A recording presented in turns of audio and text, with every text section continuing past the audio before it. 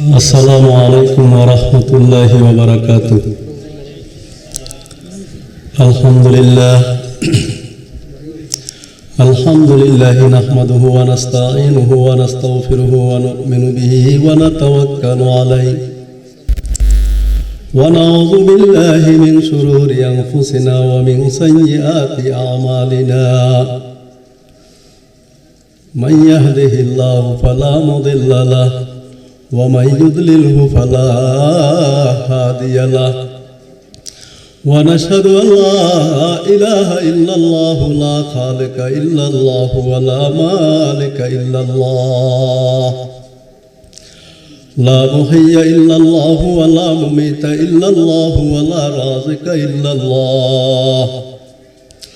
ونشهد أن سيدنا وسندنا ونبينا وشفينا وأولانا ومولانا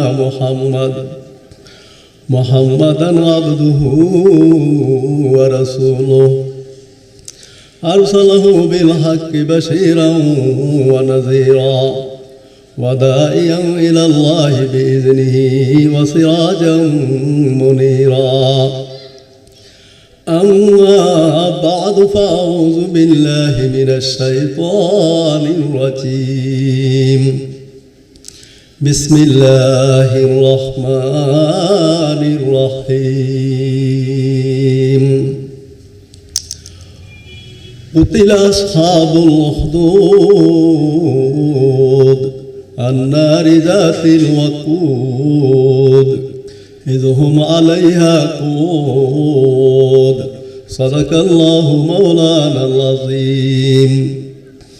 وقال رسول الله صلى الله عليه وسلم: إذا كان أمراؤكم شراركم وأغنياؤكم بخلاؤكم وأموركم إلى نسائكم فبطن الأرض خير لكم من ظهرها، أو كما قال النبي عليه الصلاة والسلام. اللهم صل على سيدنا محمد كما صليت على إبراهيم وعلى آل إبراهيم إنك حميد مجيد. اللهم بارك على محمد وعلى آل محمد كما باركت على إبراهيم وعلى آل إبراهيم إنك حميد مجيد. একটুখানি নেকির তরে রোজ হাসরের মাঠেতে বাবা ঘুরবে ছেলের পিছে, ছেলে বাবার আগেতে। একটুখানি নেকির তরে রোজ হাসরের মাঠেতে বাবা ঘুরবে ছেলের পিছে, ছেলে বাবার আগেতে। ও হয় তেমন কঠিন দিনেতে আল্লাহ তোমায় ভুলবে না। ও হয় তেমন কঠিন দিনেতে আল্লাহ তোমায় ভুলবে না। ঠিক পথে পড়িলে নামাজ জান্নাত তোমার ঠিকানা। ঠিক পথে পড়িলে নামাজ জান্নাত তোমার ঠিকানা। ঘুমের চাইতে নামাজ ভালো আর তুমি ঘুমাইও না। ঘুমের চাইতে নামাজ ভালো আর তুমি ঘুমাইও না। ঠিক পথে পড়িলে নামাজ জান্নাত তোমার ঠিকানা। ঠিক পথে পড়িলে নামাজ জান্নাত তোমার ঠিকানা। উদ্যোক্তার আল মাদ্রাসাতুল মাক্কিয়া ফেনী বার্ষিক মাহফিলের শ্রদ্ধেয় সভাপতি মুআজ্জাজ মুকাররম হযরত উলামায়ে কেরাম, ধর্মপ্রাণ মুসলমান ভাইয়েরা ও বন্ধুরা, পর্দার আড়ালে পর্দানসীন মায়েরা ও বোনেরা, আল্লাহ পাকের দরবারে কালিমাত শুকর পাঠ করি যে আল্লাহ পাক রব্বুল আলামিন ফিতনা ফাসাদের যুগে, গুনাহের সাইলাবের যুগে আমাদের কিছু সংখ্যক লোককে এই আল মাদ্রাসাতুল মাক্কিয়া ফেনীকে উসিলা করে কিছু দিনই কথা বলার এবং শোনার তৌফিক দান করেছেন। এই জন্য আমরা সবে আল্লাহ পাকের দরবারে কালিমাতুল শুকর পাঠ করি আলহামদুলিল্লাহ। আমি 30 পারা কোরআন শরীফের 30তম পারার সূরা বুরুজ তথা 114 খানা সূরার 85 নম্বর সূরা কয়েকটা আয়াত মধ্যখান থেকে তেলাওয়াত করেছি। বিশ্বনবী কুল কায়নাতের নবী রহমতের নবী মুহাম্মদ আরবি সাল্লাল্লাহু আলাইহি ওয়াসাল্লামের অগণিত হাদিস থেকে একটা হাদিসের অর্ধেক পাঠ করেছি। আল্লাহ পাক রব্বুল আলামিন যদি তৌফিক এনায়েত করেন আয়াত এবং হাদিসের আলোতে দুই চারটা কথা বলবো। ওয়া তৌফিক ইল্লা বিল্লাহ। আগে আমরা হাদিসটার যে অর্ধেক তেলাওয়াত করলাম এটার উপরে দুই নামাজ পড়ার মধ্যে বাধা বিঘ্নতা আসবে, কোরআন তেলাওয়াতে বাধা বিঘ্নতা আসবে, আমল করার মধ্যে বাধা বিঘ্নতা আসবে। আর কখন আমরা দুনিয়ায় ছেড়ে আল্লাহর দরবারে ফরিয়াদ করি কবর জগতের যাত্রী হব, এটার উপরে এই হাদিসের মধ্যে আল্লাহর হাবিব আমাদেরকে ইশারা করেছেন। আল্লাহর হাবিব বলেন, তোমাদের পৃথিবীটা চালানোর জন্য অনেকগুলা নেতা থাকে। ওয়ার্ড কমিশনার একজন নেতা, চেয়ারম্যান একজন নেতা, এমপি মহোদয় একজন নেতা, এমনি ভাবে প্রধানমন্ত্রী একজন নেতা, জায়গায় জায়গায় প্রত্যেকটা সেক্টরে এক একজন নেতা থাকে। এই নেতাগুলার দুইটা গুণ, যদি নেতাগুলা ভালো হয় তাহলে দুনিয়ার জগৎ ইমানদারের জন্য ভালো, আর যদি নেতাগুলা খারাপ হয় তাহলে দুনিয়ার জগৎ ইমানদারের জন্য খারাপ। বর্তমানে আমরা একটু তাকাই দেখি বর্তমান বাংলাদেশের নেতারা ভালো না খারাপ, ভালো না খারাপ। প্রত্যেকটা সেক্টরের মধ্যে তাকাই দেখেন সবাই ঘুষখোর, সুদখোর, জুলুমবাজ, দুর্নীতিবাজ, ইয়াবাখোর, বাবাখোর, ওই সমস্ত লোকগুলা জায়গায় জায়গায় প্রত্যেকটা সেক্টরের মধ্যে শেয়ার দখল করি বসে রয়েছে। আর এমন অবস্থার মধ্যে ইমানদারেরা ইমানের উপর চলা কষ্টকর হয়ে যায়। এই জন্য দুনিয়ার জগতে বেঁচে থাকার চাইতে মরে যাওয়াই আমাদের জন্য উত্তম। দেখেন না পূর্বের দিকে একটু তাকাই দেখেন না, একটা মাহফিল করার জন্য কত রকমের অনুমোদন নিতে হইতো, একটা মাহফিল করার জন্য কত রকমের শর্ত শরায়তের উপরে করতে হইতো, একটা মাহফিলের মধ্যে আলোচনা করতে হইলে অনেক দিক বেদিক সাইডকারী আলোচনা করতে হইতো। হইতো কি হইতো না? বলেন, আপনারা বলেন, হইতো কি হইতো না? গোরবা মিরো সকুজিরো মুসে দরওয়ানি কুনত, গোরবা মিরো সকুজিরো মুসে দরওয়ানি কুনত, ইচুনি আর কানে দৌলত মুলকেরা ওয়ায়রা কুনত, ইচুনি আর কানে দৌলত মুলকেরা ওয়ায়রা কুনত। কবি বলেন, একটা রাজ্যের মধ্যে বিড়াল যদি প্রধানমন্ত্রী হয়, কি বললাম ভাই? মুখে মুখে বলেন, বিড়াল যদি কি হয়? প্রধানমন্ত্রী হয়। প্রধানমন্ত্রী কি হয়? গোরবামিরো সকুজিরো।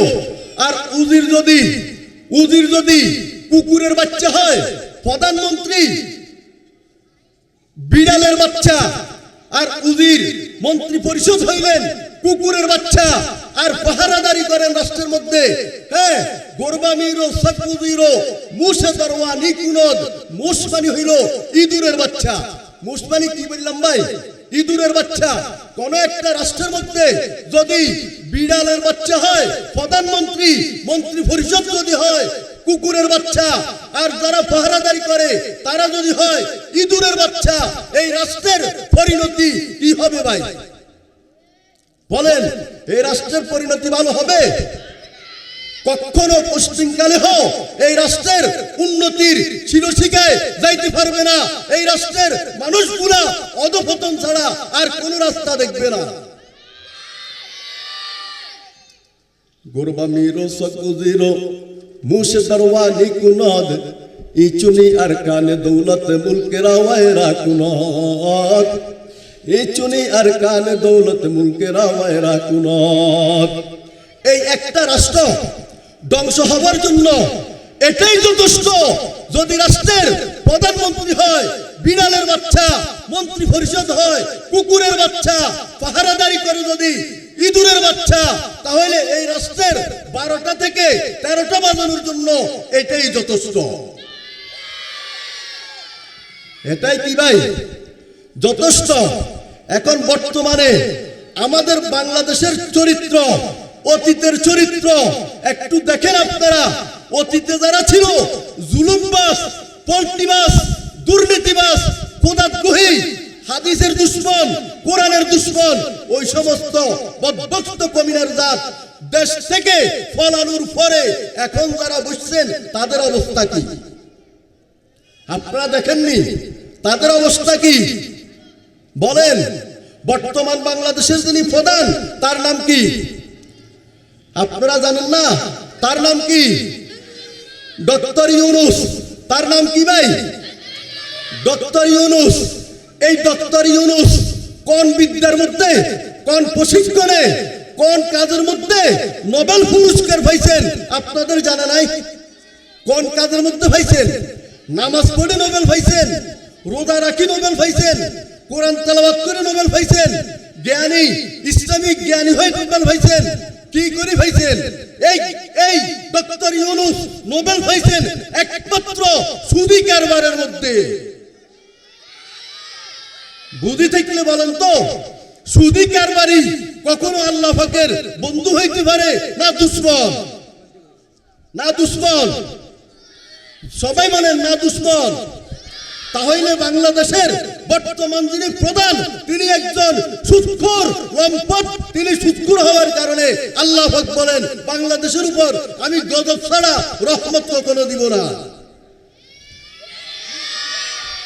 আল্লাহ পাক রব্বুল আলামিন বলেন কোরআনে কারীমের মধ্যে স্পষ্ট ভাষায় বলেছেন, যারা সুদ খায় এবং সুদ দেয়, যারা এটার মধ্যে আবার সাক্ষী গ্রহণ করে, এই তিন শ্রেণীর মানুষের সাথে আল্লাহ পাক রব্বুল আলামিন জিহাদ ঘোষণা করেছেন।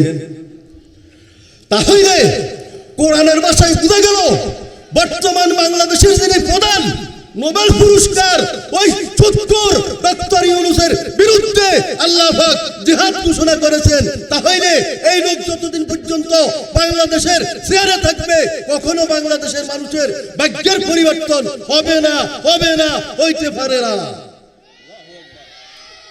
হইতে পারে না। এজন্য সামনে আমাদের ইলেকশন আসতেছে, সামনে আমাদের ভোট আসতেছে। আমরা যাচাই বাছাই করি সুদ যারা খায় না, সুদের বিরুদ্ধে যারা কথা কয়, যারা নামাজের কথা বলে, কোরআনের কথা বলে, এই সমস্ত প্রার্থী যদি আমাদের পাশে থাকে আমরা তাদেরকেই একমাত্র ভোট দিব। ঠিক না বেঠিক বলেন? এই জন্য আল্লাহর হাবিব বলেন, ইজা কানা উমারাকুম শিরারুকুম ওয়া আগনিয়াউকুম বুখালাউকুম ওয়া উমুরুকুম ইলা নিসাইকুম ফাবাতানাল আরদু খায়রুল লাকুম মিন যহরিহা। আল্লাহর হাবিব বলছেন তো, যেই রাষ্ট্রের রাষ্ট্রনায়ক সুদখোর হয়, যেই রাষ্ট্রের প্রধানমন্ত্রীরা টাকা লুটপাট করে জুলুমবাজ হয়, আর যেই রাষ্ট্রের পাহারাদারেরা ঘুষ খায়, এই রাষ্ট্রের জন্য কখনো কল্যাণ বয়ে আনা এটা কোশ্চিনকালেও সম্ভব নয়। বাংলাদেশের একদিকে একটু জরিপ করে দেখেন না, যেই বেড়ার পায়ের মধ্যে সেন্টার ছিল না, আর এই বেড়া এখন 400 কোটি টাকার মালিক। ঠিক না বেঠিক? ঠিক না বেঠিক? তুমি ফকিরের খোলা ঠিক মতে স্কুলের সাদা টাকা দিতে পারতে না, এখন তুমি 1 কোটি টাকার গাড়ি নিয়ে কিভাবে তুমি চলাফেরা করো? তুমি যদি ঘুষখোর দুর্নীতিবাজ না হও, বলেন? এই ঘুষখোরদের হাতে কখনো আমাদের বাংলাদেশ নিরাপদ নয়, কখনো বাংলাদেশ নিরাপদ নয়। যদি আমরা বাংলাদেশকে তাদের থেকে মুক্তি না করতে পারি, তাহলে আল্লাহর হাবিব বলেন, ও আমার উম্মতেরা, ইজা কানা উমারাউকুম শিরারুকুম ওয়া আগনিয়াউকুম বুখালাউকুম ওয়া উমুরুকুম ইলা নিসাইকুম ফাবাতানাল আরদু খায়রুল লাকুম মিন যহরিহা। যদি তোমাদের রাষ্ট্রনায়ক সুদখোর হয়, যদি মন্ত্রী পরিষদ দুর্নীতিবাজ হয়, যদি পাহারাদারগুলা যদি ঘুষখোর হয়, তাহলে দুনিয়াতে থাকা তোমাদের জন্য কোশ্চিনকালেও ভালো হবে না। তাহলে তোমরা কি করবা? শেষ রাত্রিতে আল্লাহ পাকের দরবারে দুই হাত উঠাইয়া বলবা, বারে লাহি, এমন নেতার আন্ডারে আমাদেরকে আপনি জীবন পরিচালিত করাইতে আছেন, যেই নেতাগুলা সুৎখোর ছাড়া ভালো হইতে পারে না, যে নেতাগুলা ঘুষখোর ছাড়া ভালো হইতে পারে না, যে নেতাগুলা জেনাখোর আর বাবাখোর ছাড়া ভালো হইতে পারে না, এই সমস্ত নেতার আন্ডারে আমাদের জীবন পরিচালিত হইতে পারে না। এই জন্য আমাদেরকে ঈমানের সহিত বারে লাহি একটু আপনি আমাদেরকে কবুল করে নেন। কি করতে হবে? দোয়া করতে হবে আল্লাহর দরবারে। হয়তো দেশের থেকে সুদী কারবারি এমন ব্যক্তিদেরকে দেশ থেকে আপনি বাইরে নেন, তাদের থেকে ক্ষমতাটা ছিনিয়ে নেন, আর না হয় আমাদেরকে আপনি কবর জগতে যাওয়ার তৌফিক দান করেন। হয়তো তাদেরকে ক্ষমতার থেকে ছিটকাইয়া দেন, আর না হয় আমাদেরকে আপনি কবর জগতের যাত্রী বানাইয়া নেন। দেখেন না আপনারা, এই বাংলাদেশের মধ্যে যতগুলো নেতা জন্মে, হাইব্রিড নেতা বলে আর যত রকমের নেতা, এরা সবাই তো হইলেন বাটপারের গোষ্ঠী, সবাই হইলেন দুর্নীতিবাজ। যত বড় নেতা তত বড় অপরাধী, যত বড় নেতা তত বড় খুনি, যত বড় নেতা তত বড় টাকা চোর। দেশের টাকা চুরি করি সিঙ্গাপুরের মধ্যে তার সেকেন্ড হোম বানায়। এই সমস্ত নেতার হাতে কখনো দেশ নিরাপদ থাকতে পারে না। বলেন না, এই সমস্ত চোরের হাতে দেশ কখনো নিরাপদ হইতে পারে?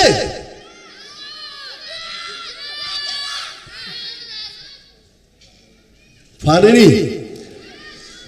যে এমন একটা নেতা আমরা পাইলাম যে নোবেল পাইছে সুদের উপরে, আর সুদের সবচেয়ে নিচে স্তবকার গুনাহ হইল। আল্লাহর হাবিব মুহাম্মদুর রাসূলুল্লাহ সাল্লাল্লাহু আলাইহি ওয়াসাল্লাম বলেন, ও আমার উম্মতের নরনারীরা, তোমাদের মধ্যে যে সুদের লেনদেন করবা, সুদ খাইবা, সুদের 71 প্রকারের গুনাহ হয়। তার মধ্যে সর্বশেষ গুনাহ হইল নিজ আপন মায়ের সাথে জেনা করলে যেই গুনাহ, তার চাইতে মারাত্মক গুনাহ। জেনা করলে আল্লাহ পাক রহমত দেন না গজব দেন? বুঝি কন, জেনা করলে রহমত আসে না গজব আসে? গজব আসে। এই জন্য আমাদের রাষ্ট্রপ্রধান যিনি, তিনি তো হইলেন সুদের গডফাদার, তিনি হইলেন সুদের একটা মার্কাজ, তিনি হইলেন সুদের একটা গোডাউন। এই কমবক্ত কমিরা যতদিন বাংলার জমিনে থাকবে, আল্লাহ পাকের পক্ষ থেকে গজব ছাড়া রহমতের বাগে আমরা হব না। আল্লাহ পাক আমাদেরকে ওই সমস্ত দুর্নীতিবাজ সুদখোরের অধীনস্থ থেকে হেফাজত করেন। ওয়া মা তাওফীক ইল্লা বিল্লাহ। আসসালামু আলাইকুম ওয়া রাহমাতুল্লাহি ওয়া বারাকাতুহু।